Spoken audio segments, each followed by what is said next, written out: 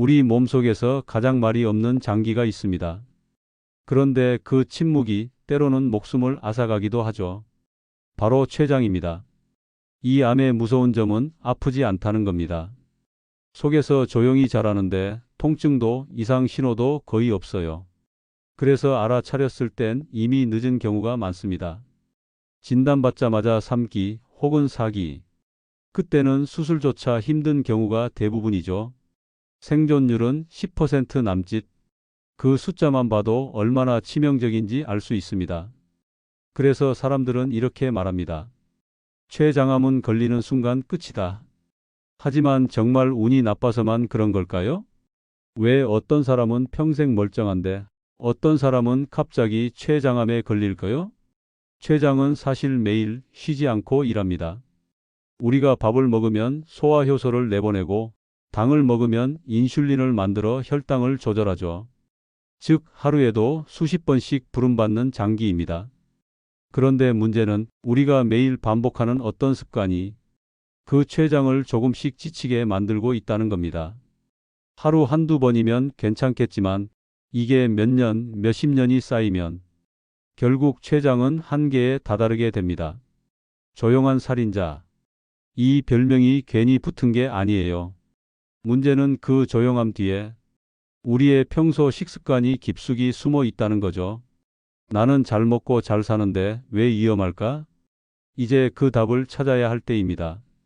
오늘부터 몇 분 동안 당신의 식탁 위에 올라오는 익숙한 음식들이 어떻게 췌장을 무너뜨리는지 하나씩 보여드리겠습니다.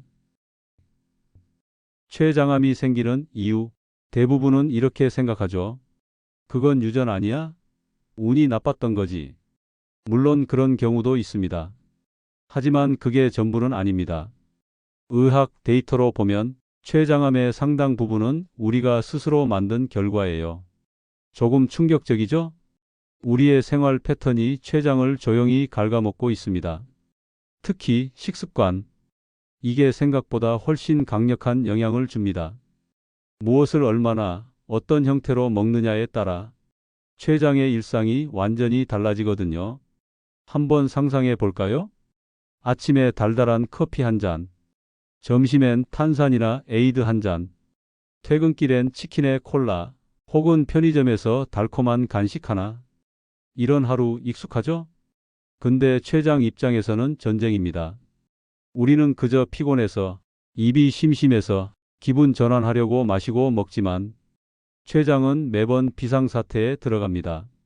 인슐린 준비, 또 들어온다. 이렇게 하루에도 수십 번씩 호출당하죠. 한두 번이면 회복할 수 있지만 그게 매일, 매달, 몇 년씩 이어진다면 어떨까요? 췌장은 점점 지치고 기능은 떨어지고 결국 세포가 변형되기 시작합니다. 그게 바로 암으로 이어지는 길이에요. 즉, 췌장암은 갑자기 하늘에서 떨어지는 병이 아닙니다. 우리가 매일 아무 생각 없이 반복하는 작은 습관들의 결과죠. 이제 궁금하시죠? 도대체 어떤 음식이 췌장을 이렇게 혹사시키는 걸까?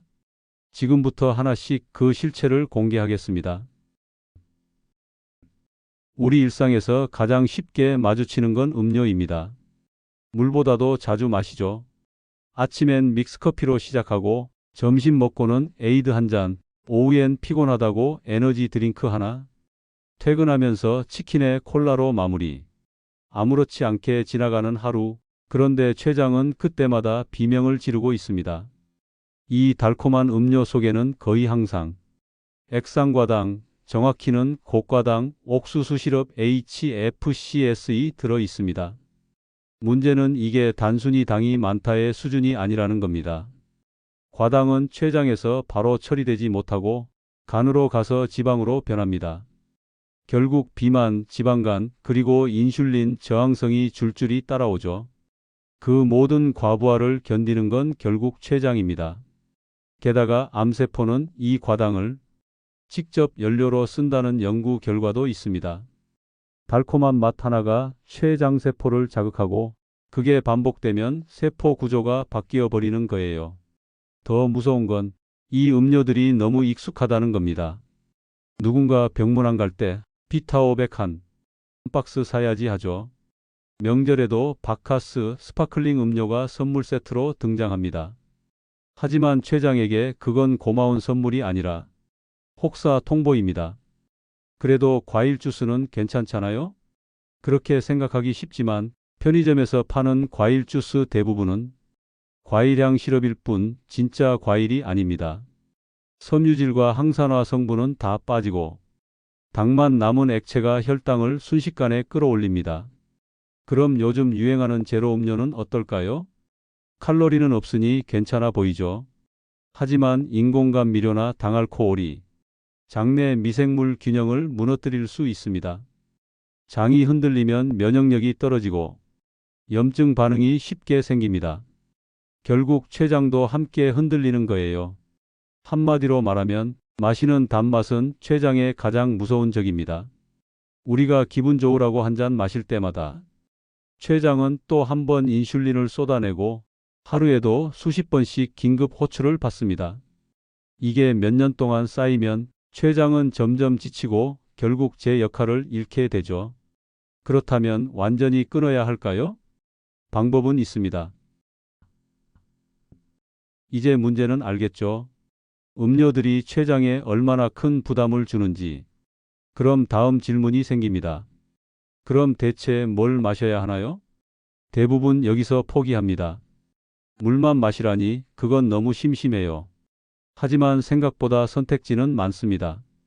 단맛만 빼면 췌장은 한숨 돌릴 수 있거든요. 가장 기본은 물입니다. 생수, 미지근한 물, 얼음물 형태는 상관없어요. 췌장은 단맛보다 쉬는 시간을 원합니다. 물은 췌장에게 휴식이에요. 만약 톡 쏘는 게 그립다면 무가당 탄산수도 훌륭한 대안입니다. 입안이 깔끔해지고 청량감도 있죠. 칼로리, 과당, 카페인 아무것도 없습니다. 췌장은 그 순간 비로소 오늘은 살겠다 하고 쉴 수 있습니다. 전통 음료도 좋아요. 무첨가 보리차, 옥수수차, 팥물 같은 것들. 입이 심심하지 않고 혈당에도 영향을 거의 주지 않습니다. 무엇보다 우리 몸이 원래 익숙한 맛이죠. 그리고 혹시 그래도 완전 금단은 무리예요 하신다면 타협 전략을 써보세요. 한 캔 마시던 탄산을 반 캔만, 커피에 넣던 시럽은 한 펌프만 줄이는 겁니다. 이건 작아 보여도 효과가 큽니다. 췌장은 절반의 휴식에도 충분히 고마워합니다. 또 하나의 꿀팁, 선물 습관 바꾸기. 누군가에게 마음을 전할 때 비타 음료 대신 무가당 차 세트, 견과 세트 어때요? 받는 사람도 건강하고 주는 사람도 뿌듯하고 췌장은 그걸 보고 미소 짓습니다. 이건 절대 완벽하게 끊으세요가 아닙니다. 덜 위험하게 바꾸세요. 지속 가능한 건강은 극단이 아니라 타협에서 시작되니까요. 이제 마실 건 정했으니 다음은 먹는 이야기로 넘어가 볼까요? 김밥이 왜요? 아마 이렇게 말하고 싶을 겁니다. 라면이나 떡볶이는 몰라도 김밥은 그래도 괜찮다고 생각하죠. 밥, 야채, 고기 조금 균형 잡힌 한 끼 같잖아요. 하지만 췌장 입장에서 김밥은 그야말로 혈당 폭탄입니다. 김밥의 주재료는 흰 쌀밥. 거기에 달달한 단무지, 양념된 우엉, 기름진 햄과 맛살이 한 줄에 다 들어가 있죠. 한 입 먹으면 달콤하고 짭조름하게 감기는 이유. 그게 바로 정제 탄수화물과 당의 조합입니다. 이게 몸에 들어가면 혈당이 순식간에 치솟습니다. 췌장은 그걸 잡겠다고 인슐린을 마구 분비하기 시작하죠. 하루 한두 번은 괜찮을 수 있어요. 그런데 점심마다, 간식마다 반복된다면 췌장은 점점 지치고 결국 제 기능을 잃게 됩니다. 제가 실제 환자분들의 혈당 데이터를 보면 김밥은 항상 상위권이에요. 특히 충무김밥, 소고기 김밥은 혈당을 폭발적으로 올리는 대표 메뉴입니다. 당뇨나 대사 질환이 있는 분들은 김밥 한 줄로도 수치가 훅 올라갑니다. 문제는 그걸 모른다는 거예요. 겉으로는 간단하고 깔끔해 보이니까요. 그래서 우리는 김밥을 가벼운 음식이라고 착각합니다. 하지만 췌장은 그 순간에도 비상경보를 울리고 있어요. 그럼 어떻게 해야 할까요? 답은 끊기가 아니라 바꾸기입니다. 밥을 줄이고 재료를 새로 조합하면 됩니다. 예를 들어 밥 대신 계란 지단이나 두부를 넣고 흰 쌀밥 대신 현미 귀리 보리밥으로 바꿔보세요. 이렇게만 바꿔도 혈당 스파이크가 절반 이상 줄어듭니다. 또한 간식으로 김밥을 대신하고 싶다면 삶은 달걀이나 견과류, 채소 스틱을 시도해 보세요. 단백질과 섬유질이 췌장의 부담을 확 줄여줍니다. 췌장은 우리가 덜 달게, 덜 흰 음식을 고를 때마다 숨통이 트입니다. 작은 선택 하나가 췌장의 수명을 연장시키는 거죠. 그런데 김밥보다 더 자주 먹는 음식이 있습니다. 겉보기엔 평범하지만 췌장을 혹사시키는 또 다른 주범이에요. 저는 튀김 잘 안 먹어요. 이 말 정말일까요? 그렇게 말하는 분들 대부분 사실 모르게 먹고 있습니다. 점심에 돈가스 정식 한 번, 퇴근길에 닭강정 몇 조각, 주말엔 피자 한 판에 도넛 하나. 이게 바로 안 먹는다의 진짜 모습이에요. 우리는 이름만 다를 뿐 기름에 튀기거나 구워낸 음식을 꽤 자주 먹습니다. 췌장은 이런 식단을 만나면 정말 힘들어합니다. 지방을 소화하려면 췌장이 엄청난 양의 소화 효소를 만들어야 하거든요. 한두 번은 괜찮지만 이게 습관이 되면 췌장은 지칩니다. 결국 효소를 충분히 만들지 못하고 음식이 덜 소화된 채로 몸에 남게 되죠. 그 상태가 오래가면 어떻게 될까요? 몸속엔 염증이 쌓이고 그 염증이 췌장에 자리 잡습니다. 만성 염증은 암세포가 자라기 좋은 환경이에요. 피곤하고 무기력해지는 이유, 단순한 체력 문제가 아닐 수 있습니다. 게다가 지방은 한번 쌓이면 잘 빠지지 않습니다. 기름진 음식은 즉각적인 포만감을 주지만 그만큼 췌장에 큰 부하를 줍니다. 결국 몸 전체의 대사가 흔들리죠. 그렇다고 좋아하는 음식 다 끊으라는 건 아닙니다. 저는 늘 말합니다. 끊지 말고 바꾸자. 삼겹살이 먹고 싶다면 기름기를 뺀 수육으로 바꿔보세요. 튀긴 치킨 대신 오븐 치킨이나 에어프라이어 구이도 훌륭합니다. 맛은 비슷하지만 췌장의 부담은 훨씬 줄어듭니다. 또 한 가지 팁, 기름을 아예 버리기보다 덜 쓰는 조리법을 찾는 겁니다. 팬에 두껍게 붓는 대신 살짝 뿌려 굽기. 이렇게만 바꿔도 췌장의 피로도가 크게 달라집니다. 중요한 건 완벽한 절제가 아니라 균형이에요. 우리가 몸에 좋은 음식만 먹을 수는 없지만 덜 기름지고 덜 자극적인 선택을 반복하면 췌장은 스스로 회복할 시간을 얻습니다. 김이 모락모락 나는 밥 위에 스팸 한 조각. 짭조름하고 고소해서 밥 한 공기 뚝딱이죠. 누구나 한 번쯤 먹는 국민 반찬입니다. 그런데 췌장 입장에서는 이 한 입이 고통 그 자체예요. 스팸, 소시지, 햄, 떡갈비, 갈비찜처럼 가공육과 붉은 고기 계열은 췌장에 세 가지 폭탄을 던집니다.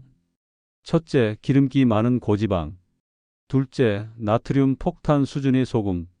셋째, 각종 인공 첨가물.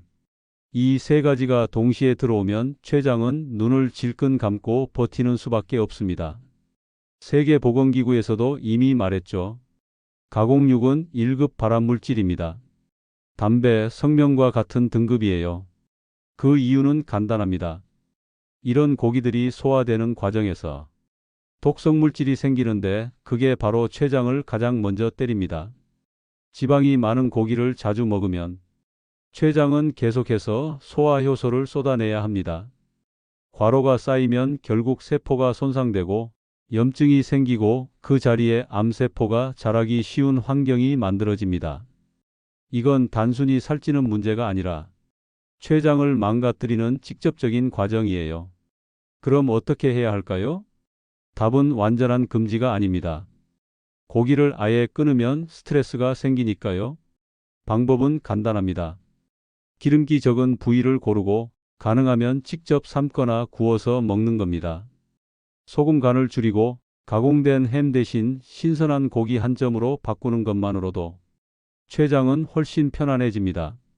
마블링이 자글자글한 비싼 소고기보다 질기지만 지방이 적은 살코기가 낫습니다.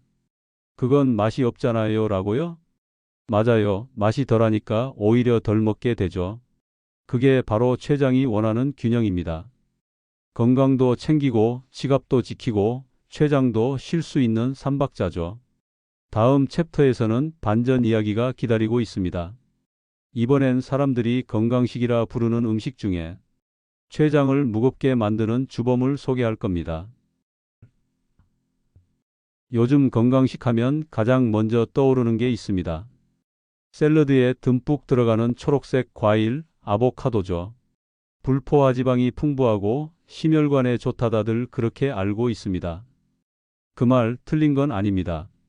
하지만 모든 사람에게 좋은 음식은 아니라는 걸 아시나요? 특히 췌장이 약한 분들에게는 이야기가 완전히 달라집니다. 아보카도 한 개에 들어있는 지방은 약 15g. 숫자만 보면 감이 잘 안 오시죠? 사과는 0.2g, 바나나는 거의 0에 가깝습니다. 즉, 아보카도는 과일이 아니라 기름이 많은 음식에 가깝습니다. 췌장은 지방이 들어오면 즉시 소화 효소를 분비합니다. 그런데 이미 지쳐있는 췌장이라면 이 과정이 굉장히 부담스럽습니다. 아보카도 자체보다 문제는 조합이에요. 보통 샐러드에 올리브유, 발사믹 소스, 닭가슴살까지 같이 넣잖아요. 이렇게 되면 췌장 입장에서는 삼겹살 세트와 크게 다르지 않습니다.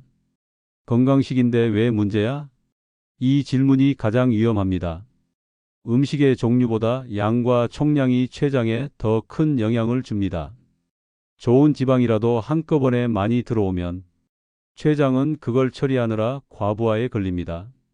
결국 염증이 생기고 피로가 쌓이며 기능이 떨어집니다. 땅콩도 마찬가지예요. 혈관에 좋다, 두뇌 건강에 좋다. 다 맞습니다. 하지만 한 줌의 땅콩에도 지방이 15g 이상 들어 있습니다. 게다가 이건 한 줌으로 끝나지 않죠. 조금만 더 하다 보면 손이 멈추지 않습니다. 결국 췌장은 쉬지 못하고 작은 간식 하나가 큰 부담으로 바뀝니다. 결국 포인트는 기름의 종류가 아니라 총량입니다. 건강한 지방이라도 내 췌장이 감당할 수 있을 만큼만 먹어야 해요. 췌장이 튼튼할 땐 약이 되지만 지쳐 있을 땐 그게 독이 됩니다. 그러니까 착한 지방이라는 말에 속지 마세요. 내 몸의 상태, 내 췌장의 여유를 먼저 보는 게 진짜 건강식입니다. 기름칠이 아니라 기름짐이 되지 않도록요. 다음 챕터에서는 췌장을 지키는 가장 현실적인 방법, 그리고 오늘부터 바로 실천할 수 있는 루틴을 정리해 드릴게요. 오늘 이야기를 들으면서 그럼 도대체 뭘 먹고 살아야 하나요? 이런 생각 드셨죠? 그럴 수 있습니다. 하지만 제가 정말 전하고 싶은 메시지는 이겁니다. 완벽하게 먹으라는 게 아닙니다. 단지 조금 덜 위험하게 먹자는 거예요. 췌장은 생각보다 솔직한 장기입니다. 조금만 쉬어도 금세 회복하고 부담이 줄면 바로 반응합니다. 하루 한 끼, 한 잔, 한 번의 선택이 그 췌장의 회복 시간을 만들어줍니다. 탄산 대신 무가당 탄산수, 하얀 밥 대신 잡곡밥, 튀김 대신 구이, 햄 대신 삶은 살코기. 이건 극단적인 식단이 아니라 현실 속에서 누구나 할 수 있는 선택이에요. 건강은 거창한 결심보다 지속 가능한 습관에서 시작됩니다. 조금 덜 달게, 조금 덜 기름지게, 그렇게만 해도 췌장은 한결 편안해집니다. 그리고 한 가지 더, 내 췌장이 지금 어떤 상태인지 1년에 한 번은 꼭 점검해 보세요. 복부 초음파, 혈액 검사, 이 두 가지면 충분합니다. 이건 병을 찾기 위한 검사가 아니라 미리 췌장을 지켜주는 가장 확실한 방법이에요. 우리가 무서워했던 그 병, 췌장암은 결국 무심함에서 시작됩니다. 하지만 반대로 말하면 작은 관심 하나로 충분히 막을 수도 있습니다. 오늘 이 영상을 보신 순간이 바로 그 첫걸음이 된 겁니다. 당신의 췌장은 지금도 열심히 일하고 있습니다. 가끔은 그 노력을 알아주고 조금은 쉬게 해주세요. 그게 진짜 건강이 시작이에요. 이 영상이 도움이 되셨다면 좋아요와 구독, 알림 설정 잊지 마시고요. 당신의 췌장이 웃을 수 있도록 저는 다음 영상에서도 함께 하겠습니다.